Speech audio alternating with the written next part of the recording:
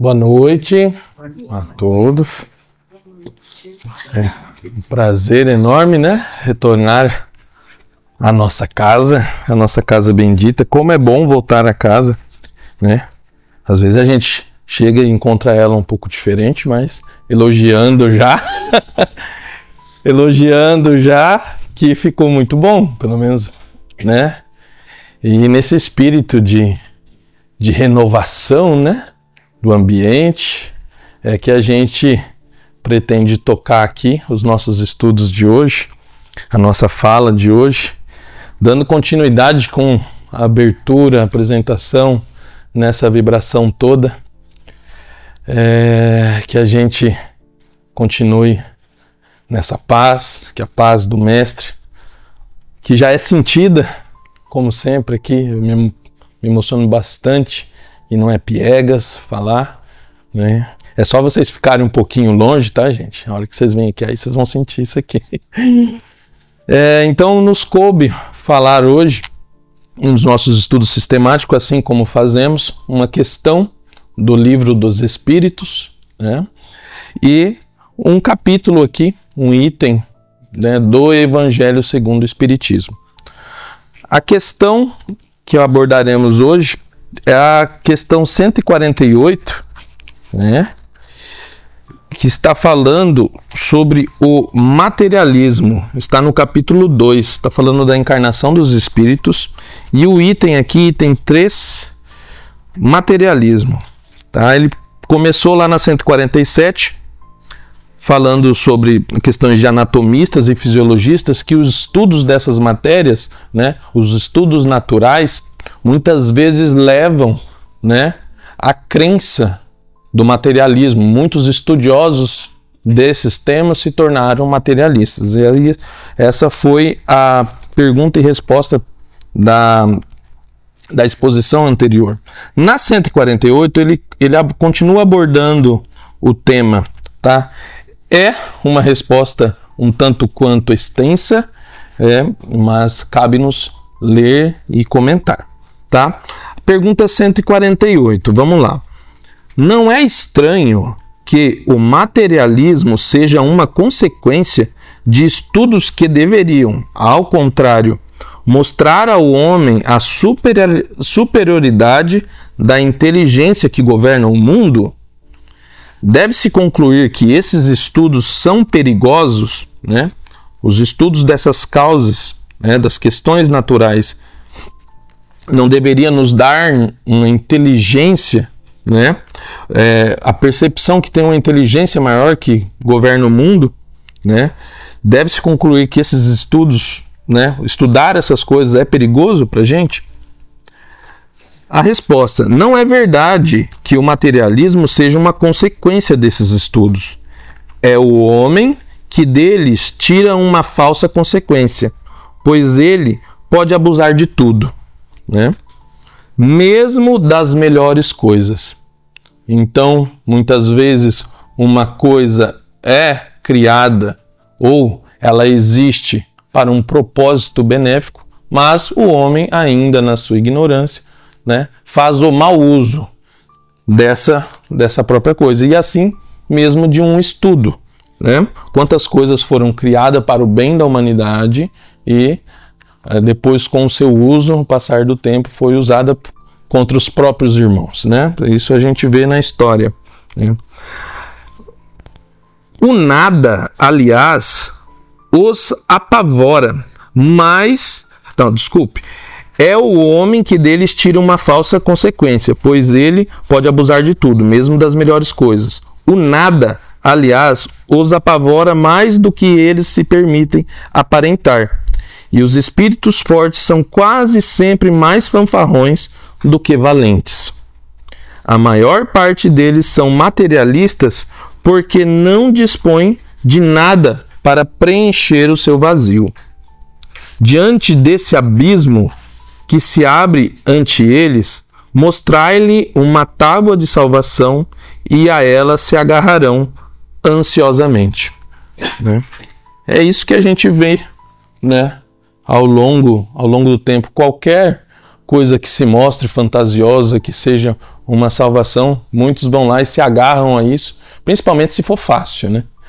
Quando não tem que reformar nada, né? Assim como porque espiritismo é difícil, principalmente quando toca, né, a nos reconhecermos, a gente enfrentar a si mesmo, quando a gente se aprofunda a isso, né?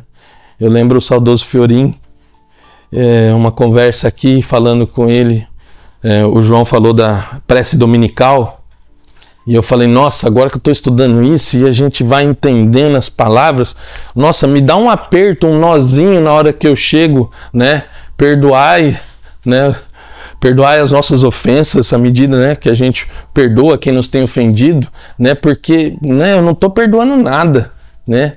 E eu falei, nossa, né, é difícil passar por essa parte, porque eu comecei, né, a começar a entender e tal. E ele falou, olha, você já está chegando nessa parte, eu não tô passando do Pai Nosso, porque para falar Pai Nosso, eu tenho que reconhecer o outro como irmão. E eu falei, nossa, olha a minha pequenez ainda no entendimento, né? Ainda nos primórdios aqui de começar a estudar essa doutrina bendita. Então me lembro com muita felicidade isso, né? Gente, aqui tem uma folha e meia, praticamente, de explicação, porque vem uma explicação aqui do nosso codificador. Então ele ainda expandindo ainda mais a resposta, e ele vem como categoricamente nos explicar. Mas é muito importante a gente passar por isso. Por uma aberração da inteligência, há pessoas que não veem nos seres orgânicos nada mais que a ação da matéria. E a esta, ou seja, a matéria, atribuem todos os nossos atos. Não veem no corpo humano senão a máquina elétrica.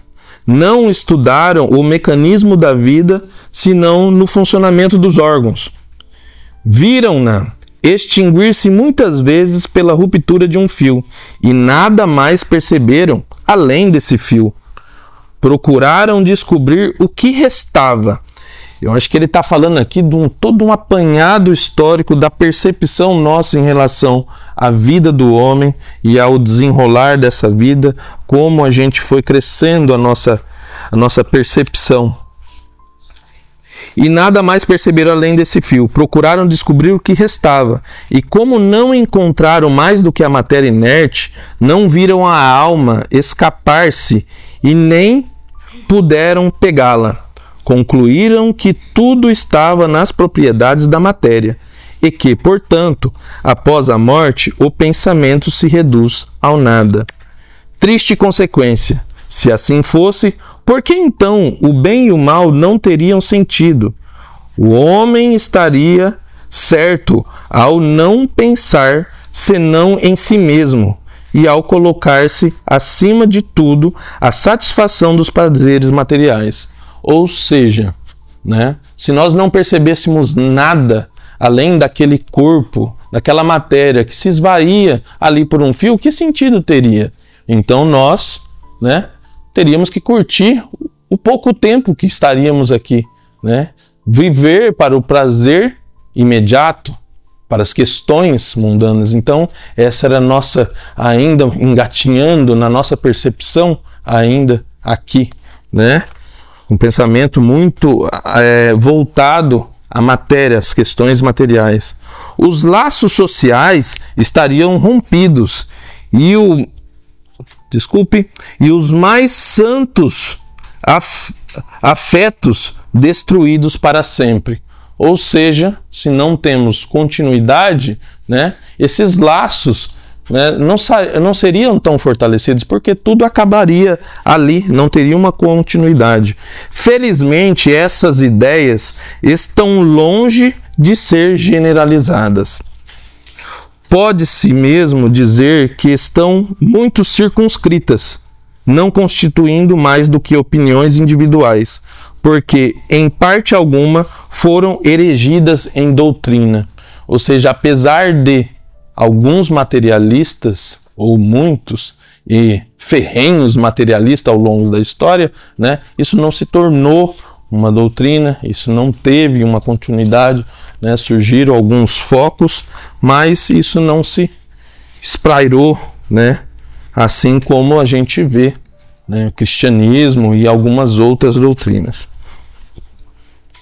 Uma sociedade fundada sobre essa base traria em si mesmo os germes da dissolução, e os membros se despedaçariam entre si, como animais ferozes. Essa seria a consequência, baseada numa vivência só voltada aos prazeres imediatos e materiais. O homem tem instintivamente a convicção de que tudo não se acaba para ele com essa vida. Tem horror ao nada, e é em vão que se abstina contra a ideia da vida futura. E quando chega o momento supremo, são poucos os que não perguntam o que deles vai ser. Porque a ideia de deixar a vida para sempre tem qualquer coisa de pungente. Quem poderia, com efeito, encarar com indiferença uma separação absoluta e eterna de tudo que ama? Eu acho que aqui ele está fundamentando o Espiritismo de uma maneira, nos fazendo um apanhado da razão de nós estarmos aqui hoje, né? Quem poderia, né, falar assim, não me importa, sempre tem alguém que a gente ama. Então quem de nós poderíamos, né, hoje estar em paz consigo se a gente não tivesse já um pouquinho de conhecimento e as respostas para essas perguntas, né? Quem poderia ver sem terror abrir-se à sua frente o imenso abismo do nada, pronto a tragar para sempre todas as nossas faculdades, todas as nossas esperanças, e ao mesmo tempo dizer: qual? Depois de mim, nada, nada, nada mais que o nada. Tudo se apagará da memória dos que sobrevivem a mim. Dentro em breve, nenhum traço haverá da minha passagem pela terra.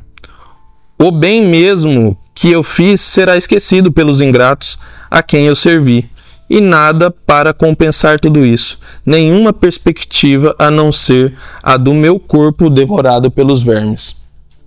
Essa seria uma das consequências de acreditar, né? De não ver nada além, de não esperar nada além, de não ter essa esperança que nos motiva e que nos anima. Este quadro não quer qualquer coisa de horroroso e de glacial. A religião nos ensina que não pode ser assim, e a razão confirma. Aqui tem uma base do Espiritismo.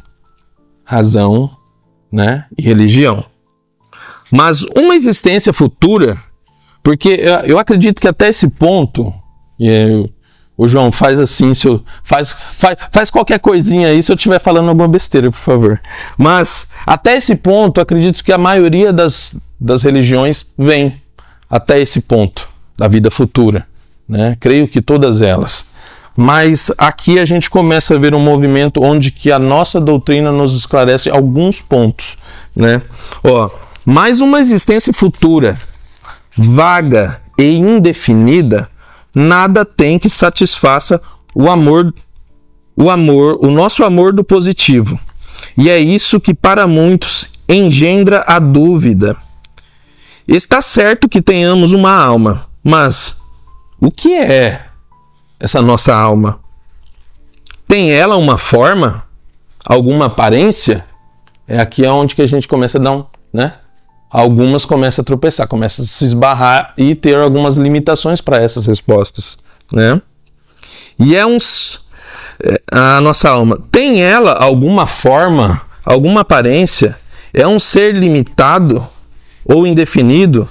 Dizem alguns que é um sopro de Deus, outros que é uma centelha, outros uma parte do grande todo, o princípio da vida e da inteligência. Mas o que tudo isso nos oferece? Já estamos entrando em nuances e aspectos mais profundos. Que nos importa ter uma alma se depois da morte ela se confunde com a imensidade. Como as gotas do oceano, como as gotas da água do oceano. Ou seja, a doutrina panteísta, né? Que a gente retorna ao desencarne, a gente retorna para um todo e perdemos a nossa individualidade. Não será uma consequência tão grave quanto o próprio materialismo, como acreditar no nada, sendo que tudo o que fizermos, voltaremos a um todo em que nós perdemos a nossa essência e razão de ser? Então, nós vamos vendo uma distinção de como o Espiritismo trata e responde os questionamentos, não nossos apenas, mas da humanidade inteira. A perda da nossa individualidade, até parece que eu li essa parte, ó, não é para nós o mesmo que o nada? Disse ainda que ela é imaterial, mas uma coisa imaterial não pode ter proporções definidas, e para nós equivale ao nada. A religião nos ensina também que seremos felizes ou desgraçados, segundo o bem ou o mal que tenhamos feito. Mas qual é esse bem que nos espera no seio de Deus? É uma beatitude, uma contemplação eterna, sem outra ocupação que a de cantar louvores ao Criador? Olha quanto esclarecedor, né? Será que é isso? Que é isso que vai nos animar para que a gente encare as dificuldades, que nos responda, né? Nós vamos falar do capítulo 5, vamos falar das aflições, né? E é essa beatitude, tocando harpa, né? Como muitos dizem, é isso que vai ser a nossa felicidade? É esse o nosso propósito, o propósito da nossa criação? As chamas do inferno são uma realidade ou apenas um símbolo? A própria Igreja as compreende nesse último sentido. Mas então, que sofrimentos são esses? Onde se encontra o lugar do suplício? Em uma palavra, o que se faz e o que se vê nesse mundo que nos espera a todos? Ninguém, costuma-se dizer, voltou lá para nos dar conta do que existe. Voltou de lá para nos dar conta do que existe. Isto, porém, é um erro. E a missão do Espiritismo é precisamente a de nos esclarecer sobre esse futuro. A de nos fazer, até certo ponto, vê-lo e tocá-lo. Não mais pelo raciocínio, mas através dos fatos. Graças às comunicações espíritas, isso não é mais uma presunção, uma probabilidade sobre a qual cada um pinta à vontade, que os poetas embelezam com as suas ficções ou enfeitam de imagens alegóricas que nos seduzem. É a realidade que nos mostra a sua face, porque são os próprios seres do além-túmulo, os nossos irmãos da espiritualidade, que nos vêm contar sobre a sua situação, dizer-nos o que fazem, permitir-nos assistir, por assim dizer, a todas as peripécias da sua nova vida, e por esse meio mostram a sorte inevitável que nos está reservada, segundo os nossos méritos ou os nossos delitos. Há nisso alguma coisa de antirreligioso? Bem, pelo contrário, pois os incrédulos aí encontram a fé, e os tíbios uma renovação do fervor e da confiança.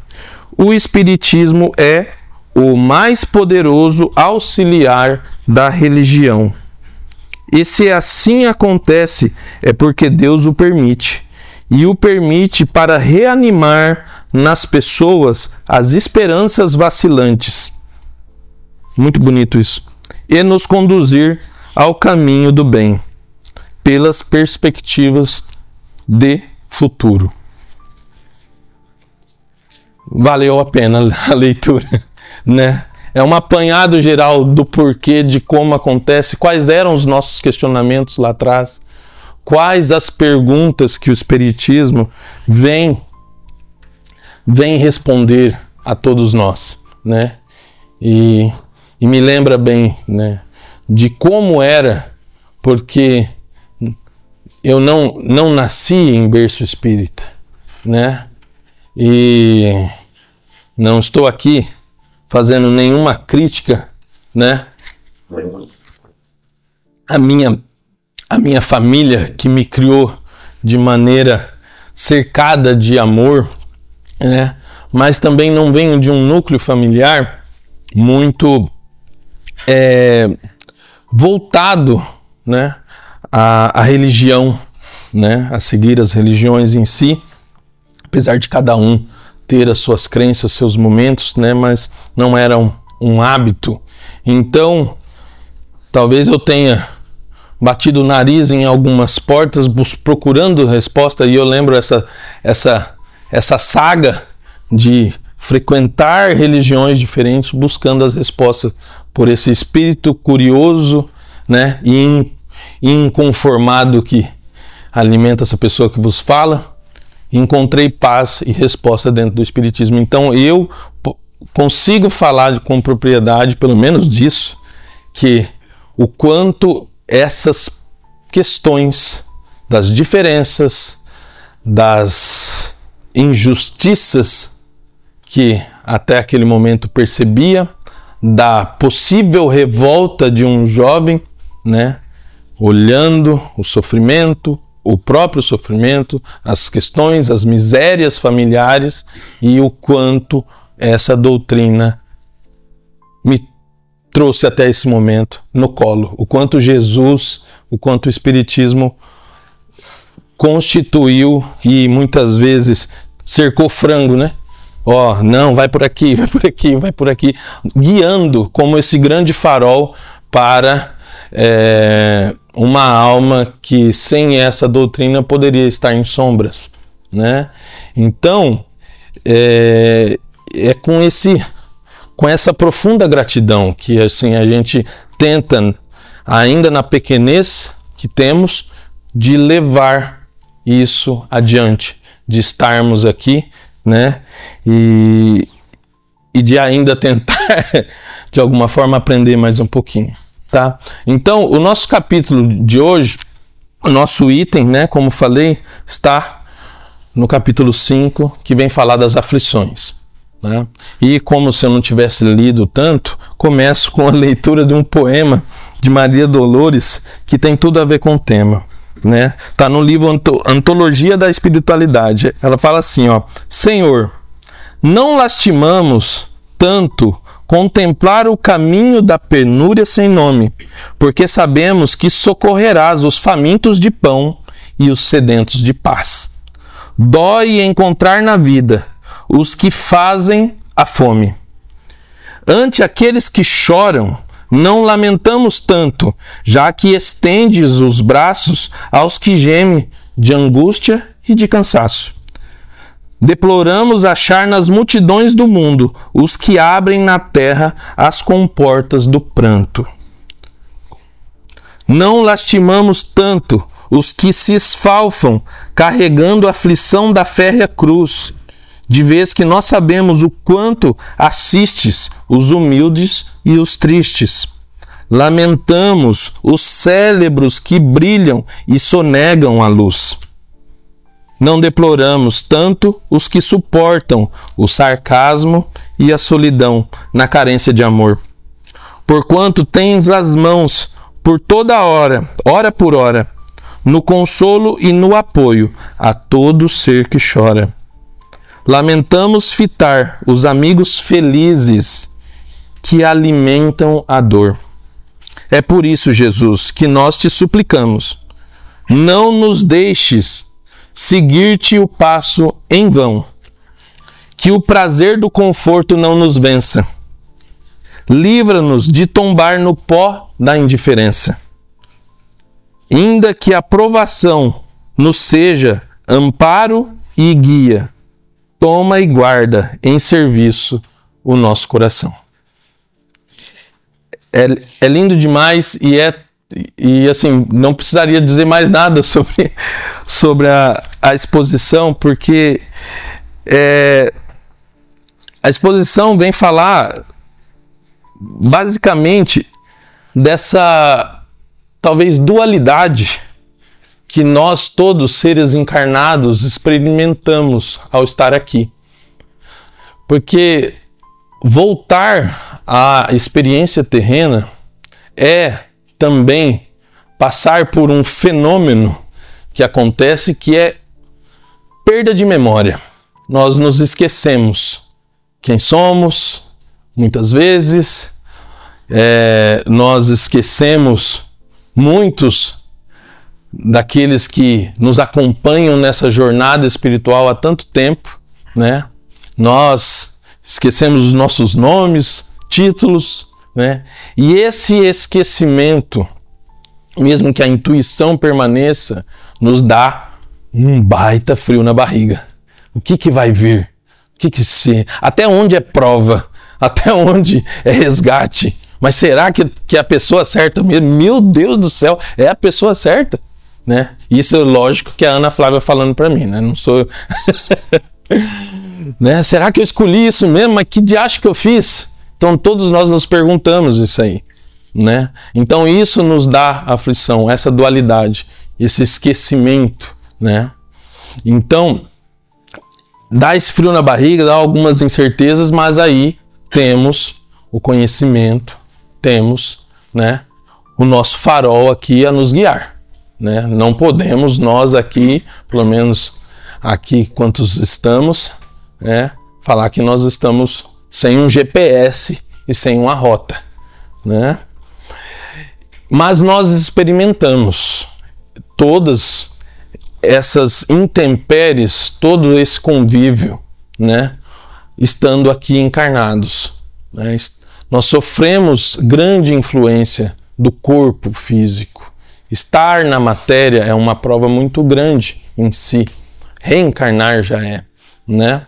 Porque sabemos que o ambiente é um dos maiores moduladores de comportamento que existe, né? Pensemos lá, um humano, né, totalmente saudável, né, com toda a sua formação neurológica, mas que por algum motivo foi parar no mato. Estou falando aqui da lenda de Tarzan, né?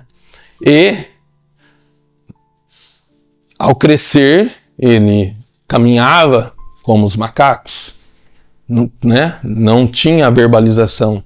Então, fazendo uma analogia, traçando um paralelo aqui sobre nós, né? Estamos aqui, estamos dentro dessas intempéries, dentro desse contexto, dessa troca, com uma finalidade, mas aqui estamos. Então sofremos essa influência. O próprio mundo, muitas vezes, a natureza em si é hostil com a nossa estadia aqui, porque ela está dizendo para nós, progrida, né? É a aguinha batendo ali, né, na parte de trás, olha, vai, né? Se esse calor tá te incomodando, né?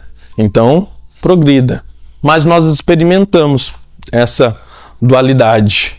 Mas também aqui estando, nós temos algumas alavancas que até hoje nos animaram e que nos conduziram para o nosso crescimento, né? Que são motivadores para que a gente evoluísse. Nós estamos falando aqui das paixões, né, que a gente traz inata, os nossos sensos mais primitivos do ser, enquanto a animalidade, né, os instintos que nos guiaram até agora na nossa evolução ainda estão inerentes em nós, que ainda no nosso reino animal isso foi muito importante, né? Nós conservamos muito forte, e isso é em todo o ser vivo, né, dois grandes instintos, que é o instinto da sobrevivência, né, e o instinto da perpetuação da espécie, né? Só traçando um paralelo aqui, quem que acha? Qual que é mais forte? Né? Instinto da sobrevivência ou perpetuação da espécie? Vamos lá, dou-lhe uma, dou-lhe duas. Se a gente perguntar para uma mãe que acabou de tá ali para ter o filho, mas por alguma consequência, né? Estou sendo trágico aqui, mas acontece alguma coisa e aí tem que escolher. Olha, ou é a mãe ou é o filho, né? Como será que responderia a mãe? Vamos lá, mamães. É a mãe ou é o filho? Será que respondeu? Qual que é o instinto? E se pergunta pro marido? Hã? A esposa. Mas, tá certa a resposta, né? Pelo menos se for o marido que se preze, né? Mas, os dois são guiados pelo mesmo instinto, né? Que é a perpetuação da espécie. Porque para a mãe, aquele filho é a continuidade dela. E para o pai, aquela mãe é a continuidade de perpetuar a espécie. Assim como os leões, todo. Então, esses são os dois nossos grandes guias, né? Só que nós evoluímos, graças a Deus, e aqui chegamos nesse ponto em que há uma necessidade que germine algo maior, que é o sentimento, que esse instinto, né, passe, né, fique um pouco mais latente e a gente germine o sentimento. Se a gente pegar a escala espírita, como vai falar, fugiu a sequência da pergunta, mas nós estamos falando de espíritos primitivos, 3 escalas macro, né? Espíritos primitivos, espíritos bons e espíritos puros, né? Lá nos espíritos primitivos, ou espíritos imperfeitos, aliás, espíritos imperfeitos, há uma predominância da matéria sobre o espírito, né? Esse é o resumo geral, caractere geral, né? Tem alguma tendência às coisas não tão boas, mas há uma predominância da matéria sobre o espírito. Já na segunda categoria, espíritos bons, já há uma predominância do espírito sobre a matéria, né? Então é aí, eu vejo pensamentos, leio pensamentos aqui, será que, né, medindo a si mesmo, né? Eu sempre quando eu leio isso aqui eu falo, será que tá para cá, será que tá para cá? Presunção talvez. Mas os espíritos puros, e aqui é onde que o espiritismo se destaca, né, de várias, pegando todos os conceitos espiritualistas de outras doutrinas, e ele é categórico na escolha de palavras, espíritos puros, né? Então, quando põe essa palavra, ela fala para nós que o nosso grau de distância de um espírito imperfeito para um espírito puro, né, não é quanto mais bem, mais coisa boa pôr, é quanto mais impureza tirar, porque nós temos latente todos em nós tudo o que nós precisamos. É questão de tirar os excessos, tirar a impureza. Então, nossa distância daqui entre aqui é o grau de impureza que ainda temos. Então, não há nada fora de nós. Não tem nada que precisamos buscar fora. Quando a gente fala em virtude, bondade, isso desde a criação está toda inata em nós. É questão de arrancar os excessos. É aí que a gente vem para essa vivência. Conforme nós vamos experimentando e fazendo as nossas vivências aqui, nós vamos muitas vezes nos apegando a vidas que tivemos, a personalidades que fomos, a pessoas que encontramos, a situações, né, que tivemos de poder, né, de fama. Principalmente poder, né? Poder é uma coisa que... Então a gente vai se apegando a essas coisas. E nessas nossas experiências a gente vai ficando com alguns traços, né? Que a gente vai perpetuando eles em algumas encarnações. Até o ponto que, pelo crescimento, pelo conhecimento e muitas vezes... nós somos um pouquinho teimosos pela dor. Porque quando não vai pelo amor, vai pela dor. Então a dor, quando vai vendo que não tem jeito, a dor vem para nos fazer retomar o caminho certo, né? Então, é um pouco da dinâmica de estar aqui, e todos nós estamos colocados. Então, nessa dualidade, o que mesmo é bom e o que é ruim? Né? O que é felicidade e o que é desgraça? É um nome forte, né? Mas se a gente pegar ele, na sua raiz, ele nos remete à queda, né? A cair na miséria, né? A infelicidade, né? É de estar num patamar e cair em desgraça. Mas ele também, tudo que tem esse prefixo des, quer dizer que é perder o restante da palavra. Então, desgraça é perder a graça. E graça, né? Quando você fala assim, nossa, aquela pessoa estava tão bem, estava num estado de graça. Quer dizer que ela estava no máximo de si mesmo, né? No melhor que ela pode oferecer. Então, desgraça é perder essa graça, né? Então, o que realmente é desgraça e o que é graça, né?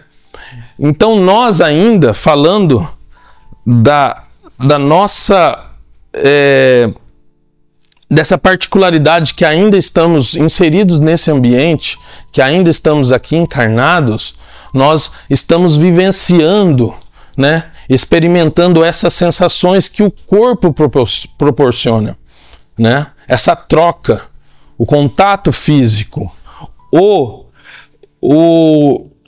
retorno imediato das nossas sensações, dos nossos desejos e de alguns vícios. Então, isso acaba mexendo conosco. Então, o que pode nos tirar daqui e fazer com que a gente fure essa bolha, saia desse senso comum, dessa curva de Gauss, em que, né, tá todo mundo dentro de uma curva só, e você esteja fora dela, que você pense um pouco mais. É conhecimento. Ou a dor te levar lá. Então o Espiritismo nos traz para nos convida, né, como disse, a essa reflexão que a gente pode ir um pouco além. Então, será mesmo que a enfermidade é uma desgraça? Será que hoje tem loteria, né? Ganhar alguns milhões hoje é uma bênção, né? Então são perguntas que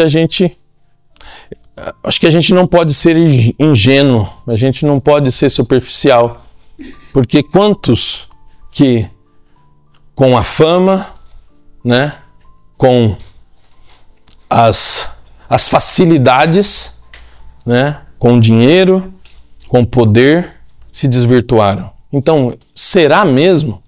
Então, ela fala, né, o espírito que traz aqui, Delfine de Bourdieu, fugiu não, mas o espírito fala aqui para nós que nós só podemos avaliar o efeito, né, de algo olhando o resultado que ele deixa após a sua passagem, após a sua experiência, né? O durante, enquanto estamos, né, caminhando no durante, é muito difícil perceber. Então, após uma experiência que nós estamos aqui, qual é o resultado dela, né? O que nós vamos colher? Então, nós estamos aqui matriculados, todos nós, num mesmo curso, né? Nós só temos uma finalidade. Todo mundo está procurando propósito. Nós só tem um, é evoluir. Jesus falou, de tudo que falou, só falou, ó, seja melhor. Ele não pediu para a gente ser outro, não se parecer com o outro, não ficar se comparando com o outro, né? Ele não chama Pedro e fala, Pedro, vem ser o apóstolo dos gentios. Não foi para Pedro isso, né? Pedro era um pescador. E Jesus faz um grande convite para ele, para que ele permanecesse um pescador, mas agora seria de almas. Queria pescar almas. Ele não mudou, né? Jesus não está fazendo nenhum convite para que você seja outra pessoa, para que você possa contribuir com a obra do Pai. Está em você. E às vezes, o que diferencia esse olhar, se é uma desgraça ou se é o triunfo da nossa vida é a nossa proximidade com Deus. É a nossa relação com Deus. É deixar que Jesus atue. Nós poderíamos falar de Maria Madalena, né? Falando em vícios, falando em coisas que são execráveis, uma mulher do mundo, né? Que estava em desgraça, será? Né? Dormindo cada noite com um homem. E aí? Só que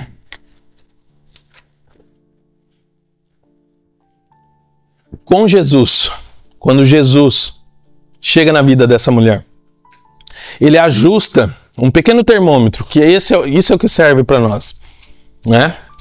Intensidade e direção, porque essas paixões ainda existem em nós, né? Tá tudo aqui dentro, nós não vamos nos livrar dessas coisas. É inocência se a gente falar que a gente vai se livrar desses sentimentos. Um sentimento de raiva quando uma coisa não dá certo. É muito ingênuo da nossa parte. Isso nos guiou até agora. Mas intensidade e direção. Se algo está dando certo e a gente põe essa raiva, olha, eu vou ficar aqui enquanto esse negócio não dá certo, eu não arredo o pé disso aqui. Isso é uma situação de trabalho. Entendeu? Agora, se aquilo não está dando certo, eu pego essa raiva e vem um colaborador falar comigo. Já falei para você sair daqui porque tal, e eu explodo com ele. Né? Intensidade e direção. Jesus, quando acessa Maria Madalena, né? E quando ela passa a conviver com Jesus, ela muda. E aquela mulher de tantos homens se torna mulher de muito mais.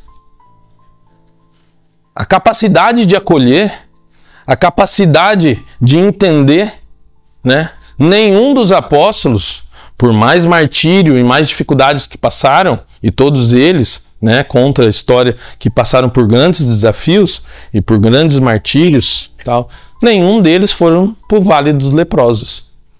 Então, a capacidade de acolhimento, mesmo no momento de mais solidão, com a falta de Jesus, sentindo saudade dos seus amigos, né? Ela resolveu doar tudo que tinha. Doar-se. E quantos de nós poderíamos fazer? Então, ela continuou se doando, mas intensidade e direcionamento, né? Então, as paixões, aquilo que é motivo de desgraça hoje na nossa vida. Então a gente não está falando assim, olha, vamos apagar isso aqui de você, essa impureza. Eu acho que o que eu estou tentando dizer é que essa impureza, quando ela é aproximada aqui de Deus, Deus não quer que a gente melhore para vir conviver com Ele. Não tem a gente ficar bem, ser bom para ir servir, para ir se aproximar do Evangelho, para ir vivenciar o Evangelho, para ir sentir o Evangelho. Senão a gente nunca vai conseguir. Sem Deus a gente não faz nada. Né? Ele veio aqui, ele não veio pelos sãos, foi ele que falou. Então, nos aproximar, mesmo com toda a impureza, com todos os problemas que a gente está hoje, com todos os pensamentos inequivocados, ou com todos os arrependimentos que nós carregamos, com toda a aflição que estamos passando nesse momento tão difícil, Deus nos quer. Nós precisamos dar essa abertura. Então, aproximarmos de Deus é o que fará com que a gente consiga mudar intensidade e direcionamento. E aquela paixão que hoje talvez seja o seu maior talento, talvez seja a sua maior virtude, só que ela está sendo direcionada. Porque a gente se expressa por aquilo que é mais forte na gente. Mas com Deus é diferente, né? O resultado, como diz o Espírito aqui, o resultado que isso deixa depois dessa passagem é que dirá se aquilo foi desgraça ou se aquilo foi virtude. Então é isso, que a gente consiga reconhecer, né, de maneira leve, né, que aquilo que a gente tanto quer esconder, que a gente nega em nós está em volta de nós. Então, se vocês tentam escapar de um casamento aqui, que está te trazendo infelicidade, que a outra pessoa é truculenta, ou é isso, ou é aquilo, ou é egoísta, ou não me compreende, entendeu? Aonde nós formos, nós levaremos a nós mesmos. Não há como nos evitar, porque o mundo nos dará de volta aquilo que precisamos, né? Deus acerta na medida e muitas vezes não é aquilo que desejamos, porque o que desejamos, muitas vezes, as portas que nós abrimos, que nós suplicamos para que fossem abertas em encarnações passadas, nos trazem o gosto amargo até hoje que a gente está resgatando. Aquilo que a gente considerou lá que era felicidade, que era gozo, que era um bem para a nossa vida, que era graça, seja um motivo que hoje tem um gostinho amargo. Então, que portas entraremos agora, né? Então, esse é o grande recado, tá? Então, esse potencial está em nós e muitas vezes isso tem uma carinha feia, a gente nega, tá? Mas Jesus não está pedindo para que a gente seja outra pessoa. Ele está pedindo, ó, vem que tem um lugar exato que precisa que você atue. É dentro do teu trabalho, não é em outro trabalho, é dentro do seu seio familiar, é dentro do seu lar, é dentro da onde você já está. Floresça aonde você foi plantado, né? É isso que Jesus está nos fazendo. Vem ser, Pedro, um pescador de almas. Então, esse é o recado de hoje. Eu volto aqui com o João. Muito obrigado e a paz esteja com todos.